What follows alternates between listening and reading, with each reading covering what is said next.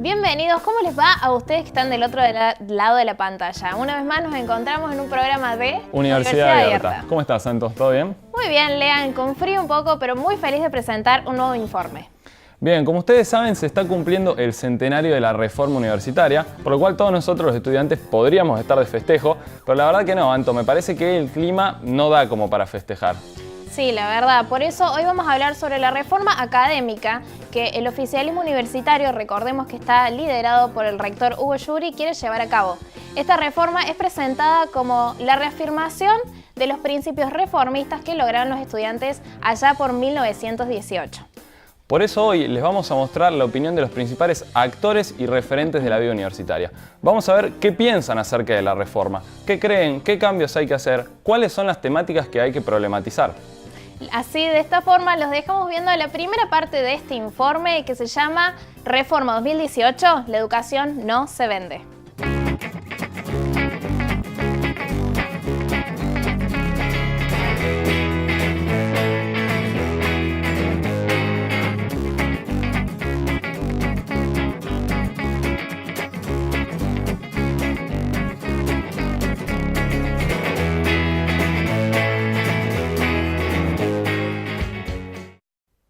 En 1918 tienen lugar los acontecimientos que se conocen como la Reforma Universitaria de Córdoba.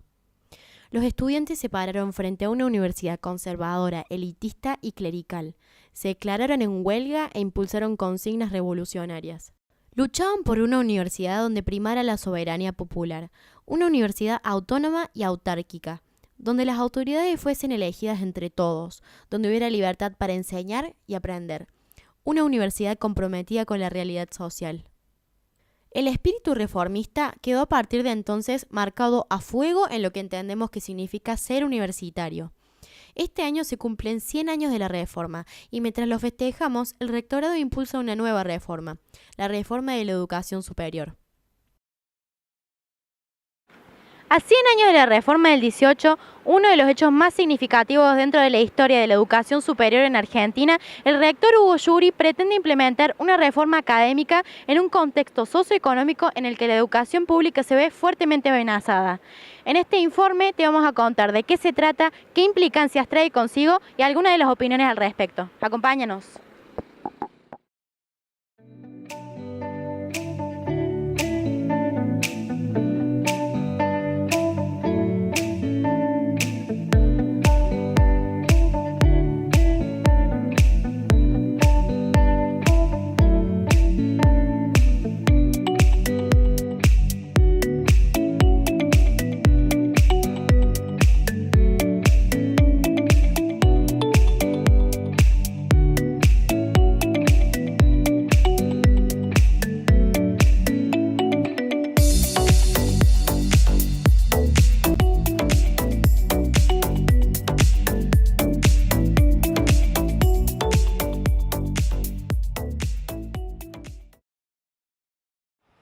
Nos encontramos en el pabellón Argentina con Juan Carlos Carranza, periodista especializado en educación superior.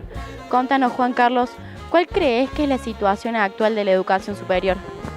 Bueno, mira, estamos justo en un momento de oportunidades, creo, porque estamos celebrando los 100 años de la reforma universitaria de 1918, que propició muchos cambios para la educación superior en nuestro país en aquel momento y que se extendió a América Latina. Yo creo que en este momento estamos en un momento de grandes oportunidades para avanzar y resignificar esos preceptos y ese legado de la reforma de aquellos estudiantes de 1918, que sobre todo es extender la educación superior más allá de un campus universitario. Ya la educación superior está concebida no solamente para los claustros, sino para toda la sociedad, porque en realidad toda la sociedad mantiene a las universidades y la gran mayoría de la sociedad no accede a las universidades públicas. Entonces, el nuevo significado de la reforma universitaria es tratar de que más personas tengan acceso a la educación superior, porque eso se va a traducir en una mejor calidad de vida para la gente y en una mejor calidad para nuestro país. Bueno, nos encontramos con Juan Pablo Abrate, decano de la Facultad de Filosofía. Contanos, Juan Pablo, ¿cuál crees que es la situación actual de la educación superior en Argentina? Más específicamente en la UNC, si se quiere. Bueno, me parece que Hay un contexto complejo para la educación superior en el marco de políticas que están redefiniendo el sentido de la educación superior. Bueno, nos encontramos en ADIUC con Javier Blanco, secretario general. Contanos, Javier, ¿cuál crees vos que es la situación de la educación superior hoy en día en Argentina? Pregunta interesante y compleja. Creo que la educación superior hoy está viviendo un momento complicado, un momento donde hay muchos ataques, donde hay un cuestionamiento de la educación pública sobre todo, y más allá de eso, ataques concretos, digamos, o reducciones concretas del presupuesto universitario, digamos, sobre todo los presupuestos para obra, para ciencia y técnica.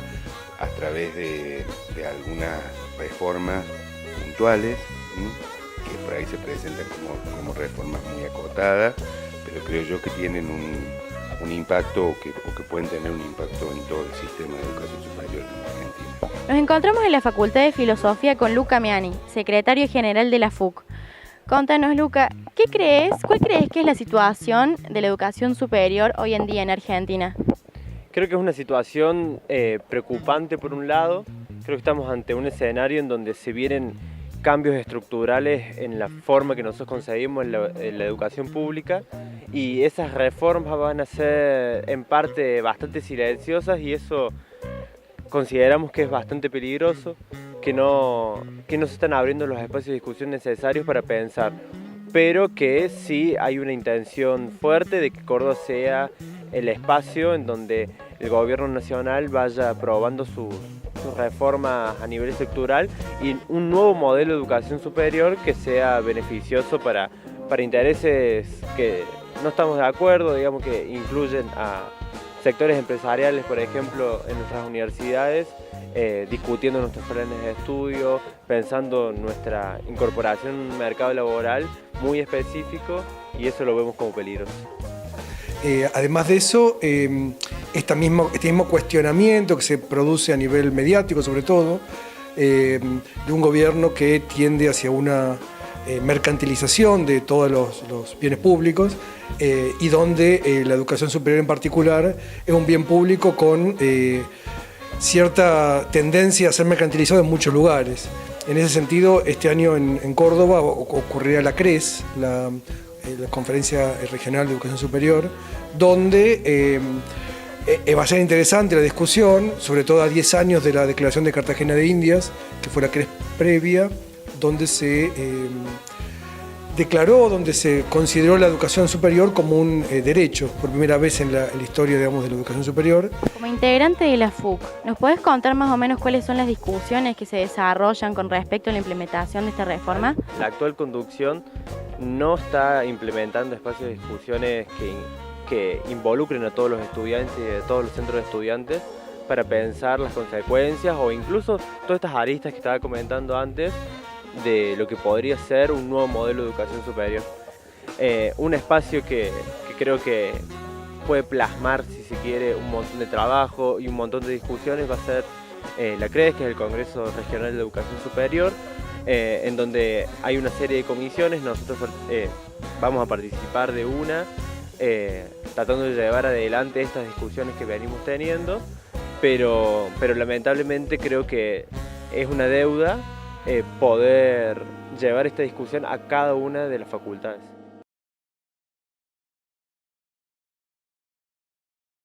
Ahí pudimos ver entonces el estado de la educación superior y todo lo que sucedió también en la CRES. Pero en realidad, como ustedes se habrán dado cuenta, esta reforma que intentan vendernos como una reforma que renueva los postulados de la reforma del 18 no es más que la entrada de los grandes grupos de poder al ámbito universitario. Así es, Lean, estamos de acuerdo con vos. Pero bueno, ahora nos toca ir a una pausita corta, así que prepárate un café, un matecito, que ya volvemos con más Universidad Abierta.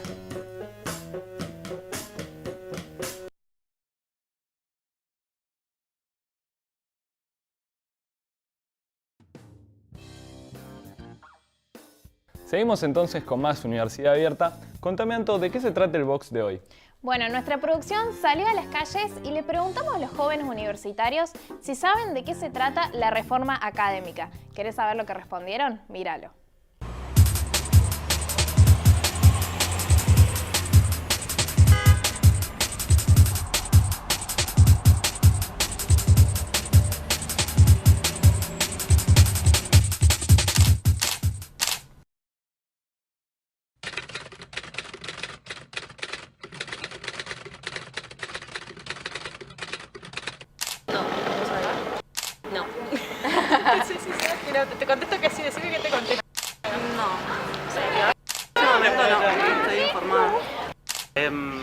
Sí, está informado.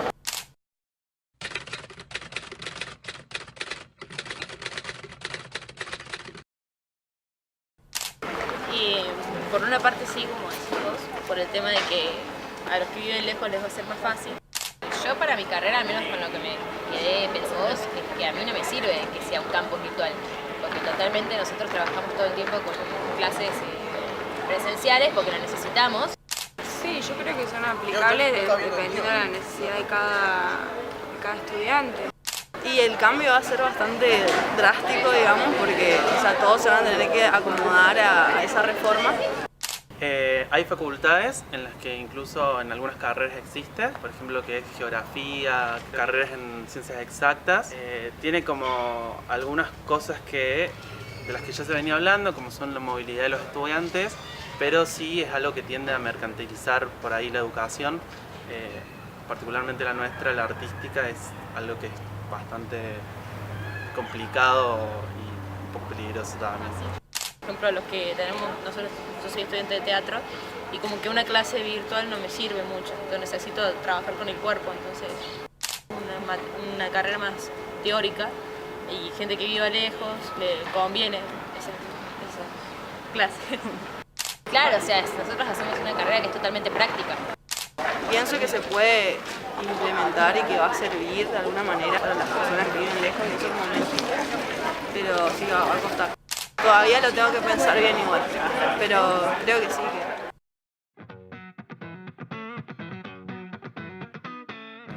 Ahí pudimos ver en el box que lo cierto es que la mayoría de los estudiantes no tiene idea de qué se trata esta reforma.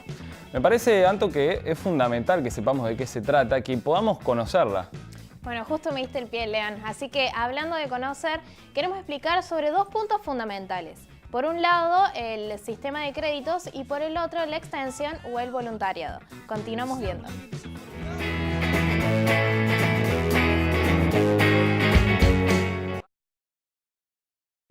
Después el otro eje que tiene que ver con el compromiso social estudiantil.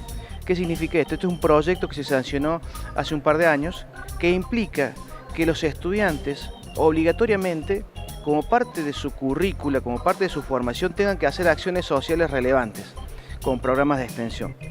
Son apenas 30 horas de proyectos de extensión con la comunidad y eso va a ser un requisito para la obtención del título. Un dato de color que me parece importante remarcar es que en el estatuto de la universidad la extensión tiene un lugar importante.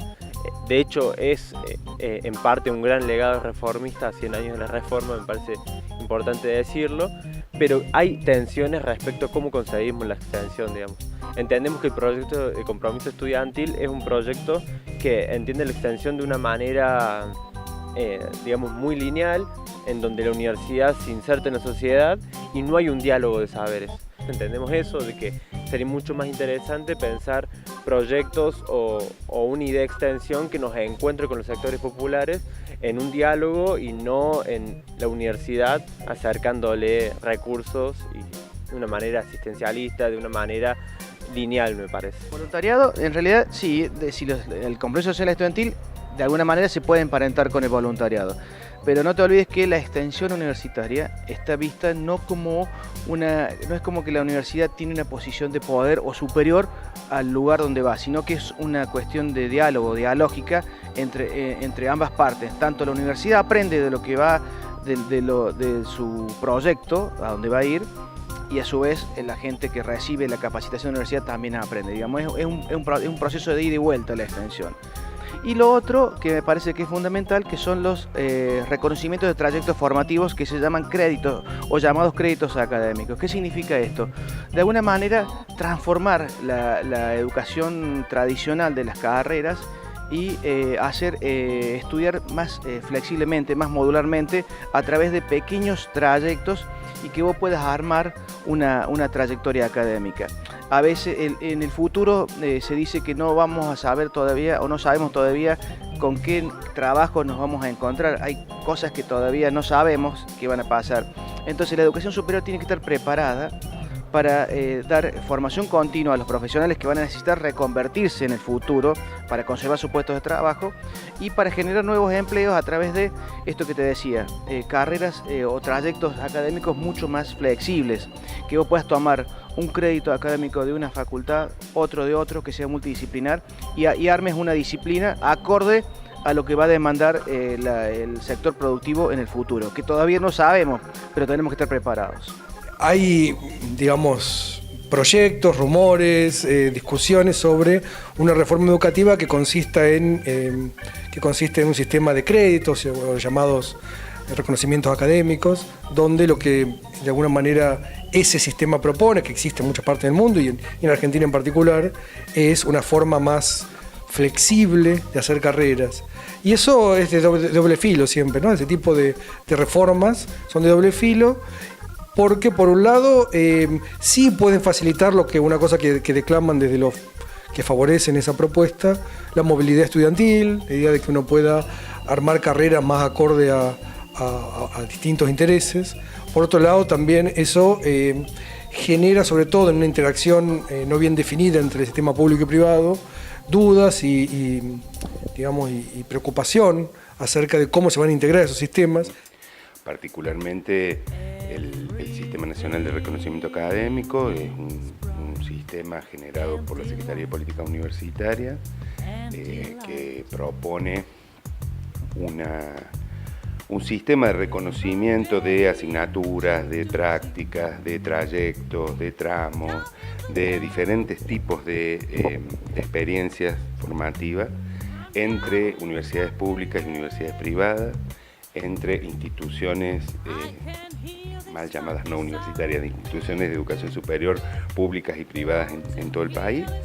Bueno, a mí me parece que ese sistema, si bien es incipiente, se está empezando a trabajar en el caso del grado por familia de carrera y hasta hoy, digamos, lo que hay son avances en el sentido de favorecer la movilidad estudiantil de una carrera a otra o de generar una suerte de sistema de equivalencia centralizado, digamos, por familia de carrera, que eso me parece que no tendría un efecto no tendría un efecto grave, no habría un riesgo, digamos, respecto del sistema de educación superior. A mí me parece que en el caso del posgrado y del pregrado, y sobre todo en el caso de las posibilidades de vinculación entre instituciones públicas y privadas, sí hay un contexto, digamos, o hay un riesgo potencial, en el sentido de que se generen circuitos diferentes o se profundicen circuitos diferenciados de calidad entre instituciones, ¿no? Y en algún caso transferencia de prestigio académico, producción de conocimiento del ámbito de la educación pública a la privada. O sea, creo que en ese sentido hay que tener, digamos, precauciones y mirar atentamente estos procesos. Bueno, y por último, ¿crees que se puede incluir en las universidades privadas este proceso? De hecho, las universidades privadas tienen su propio consejo de rectores, ¿no? De privadas que están en comunión con las universidades públicas. De alguna manera hay una articulación porque los docentes de las universidades públicas también son docentes de las universidades privadas. Con lo cual me parece que las universidades privadas también cumplen un rol dentro de lo que es la educación superior, digamos, tal vez, digamos, no para los sectores más vulnerables de la sociedad, para eso están las universidades estatales, pero bueno, también cumplen una función social importantísima las universidades privadas de intentar o tratar de brindar educación superior con calidad.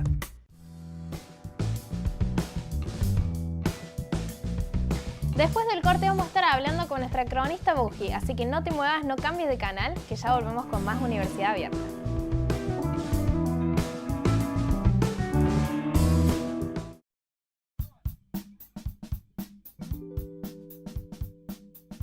Continuamos en Universidad Abierta y ya está con nosotros nuestra cronista Buji. Bienvenida al piso, Buji, ¿cómo estás? ¿Cómo estás, Lean? ¿Todo bien? Bien, bueno, mira, vos estuviste trabajando en el informe del día de hoy.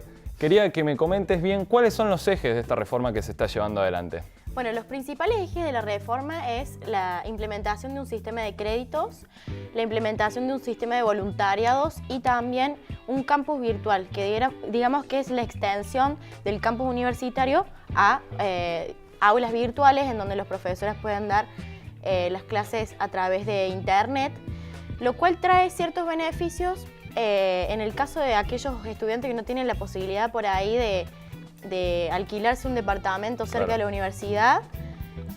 Les facilita el acceso, pero también tiene su lado negativo que atenta contra el trabajo tradicional de los docentes, que es el cara a cara. No, sin duda. Bueno, ¿cuál es el tema de acá? ¿Se puede aprender una materia a distancia, virtualmente? Sin duda que se puede, pero ese cara a cara que te da el profesor, ese de sacarte las dudas en el momento, esa espontaneidad, desaparece con el tema virtual. Y vos también estuviste en la calle, saliste a preguntar a los chicos y vimos que los chicos saben nada prácticamente de la reforma, no tienen demasiada idea. ¿Vos crees que esto es porque desde arriba las autoridades no informan bien o los chicos tampoco nos interesamos por saber qué está pasando en la universidad? Yo creo que es un poco de las dos. Yo veo que no hay flujo de información, no vi nada posteado en ningún lado. Creo que eso está pésimo, pero también creo que hay un gran desinterés por parte de los alumnos que no se mueven tampoco para saber qué está pasando dentro de la universidad en la que ellos no solamente se están formando profesionalmente, sino individual y personalmente. No, totalmente. Y me interesaba saber, además, para preguntarle a Uji, para que ustedes se enteren también, preguntaste en varias facultades diferentes, ¿había algunos alumnos de una facultad que sabían más que otros o cómo era el panorama ahí? La verdad que justamente apuntamos a las facultades que nosotros creíamos que tal vez podrían llegar a saber más, que son todas las facultades de artes o de ciencias sociales, humanas, y nos sorprendimos a la hora de darnos cuenta de que realmente nadie sabe, ni siquiera ellos. ¿Qué conclusión sacás vos después de haber trabajado en esto? ¿Qué es lo que te generó ver esa falta de respuesta por parte de los estudiantes? La verdad que me preocupa que no se interesen por saber qué es lo que está pasando, no solamente en la universidad, sino que también, como te digo, es un lugar en donde ellos se están formando profesionalmente y individualmente, personalmente, y me preocupa muchísimo. Bueno, no podría haber estado explicado mejor. Por supuesto, Uji, que te agradecemos por haber estado con nosotros como siempre. Y a ustedes les comento que me parece que es tiempo de que los estudiantes también empecemos a hacernos cargo de lo que pasa en la universidad. Las autoridades no comunicaron, es cierto, tienen su responsabilidad, pero la universidad es nuestra también. Nosotros somos parte y tenemos que pensar y empezar a ver qué es lo que está pasando. ¿Por qué no nos estamos enterando de lo que pasa? Con esta conclusión los dejamos y los vamos a ver la tercera parte del informe.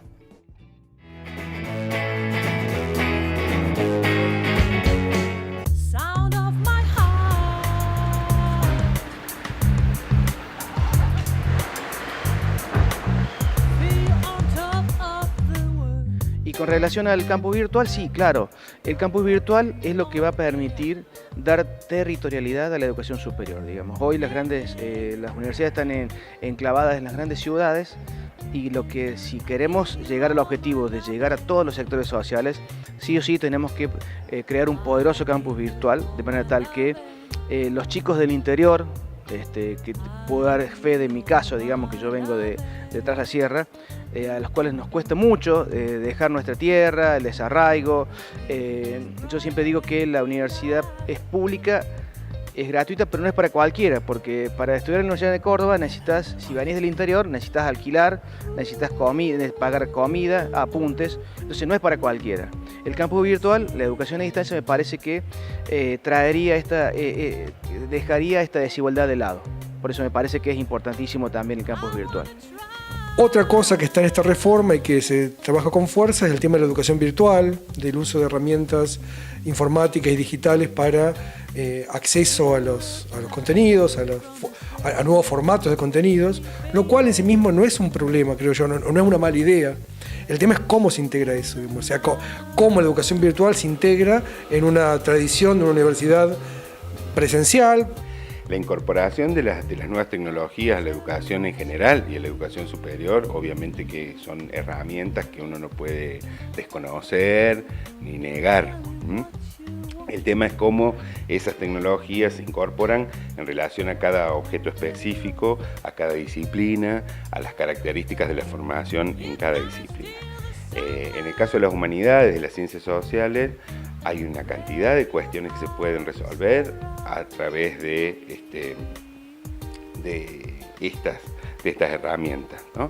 Pero pensar una oferta virtual, una oferta a distancia para el caso de las humanidades, digo, por ahí es distinto en el caso de las carreras técnicas, más profesionales. En el caso de las humanidades es fundamental, digamos, la presencialidad. Creo que eso tiene que ver no solamente con una cuestión académica, con una cuestión pedagógica, también con una cuestión política. O sea, ¿no? O sea, la universidad es un espacio de formación no solo profesional, es un espacio de formación política, un espacio de construcción de ciudadanía universitaria, y eso se construye en el aula y en los espacios institucionales, digamos, donde uno puede interactuar entre claustros, entre compañeros del mismo claustro. Entonces hay que encontrar alternativas que combinen, ¿no?, la presencialidad como estrategia pedagógica, pero también política, vuelvo a decir, con el uso de las nuevas tecnologías. Entonces, ¿vos creés que estas reformas no solamente pueden llegar a afectar a los estudiantes, sino que también al trabajo tradicional de los docentes? Sí, la reforma académica que hoy se plantea creo que es disruptiva en el sentido que no va en desmedro de un solo claustro, sino que es la integralidad de la universidad y todos sus claustros. Y va a ser muy compleja esa discusión. Creo que la arista de cómo hoy vamos a pensar el trabajo docente ante esta eventual reforma va a ser algo muy complejo que posiblemente vaya a precarizar el trabajo de un montón de docentes a lo largo y a lo ancho del país, docentes universitarios me refiero, y creo que sí, seguramente tengamos que discutir todas esas aristas. Este año se cumplen 100 años de la reforma universitaria de 1918. Y como universitarios, desde los ideales reformistas, nos preguntamos, ¿es esta la reforma que queremos? Estas fueron solo algunas de las opiniones de quienes participan en la discusión por la implementación o no de la reforma. Desde Universidad Abierta creemos firmemente que la educación pública es un derecho que no puede estar reservado a unos pocos, porque la educación no se vende, se defiende.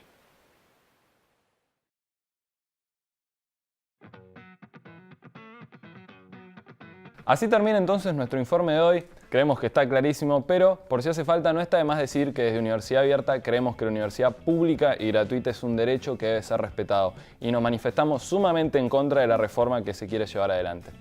Además, Lean, esto se da en un marco de desinformación de los distintos actores que atravesamos a diario la universidad y no se nos ofrecen espacios para el debate ni la expresión. Queremos remarcar que la educación no se vende, se defiende. Me parece que no lo podría haber dicho mejor, Anto. Así llegamos al final del programa entonces. Te recuerdo que si querés ver este informe o cualquier otro de nuestros contenidos, puedes seguirnos en nuestras redes, Facebook, Twitter, Instagram, YouTube y también en nuestra página web.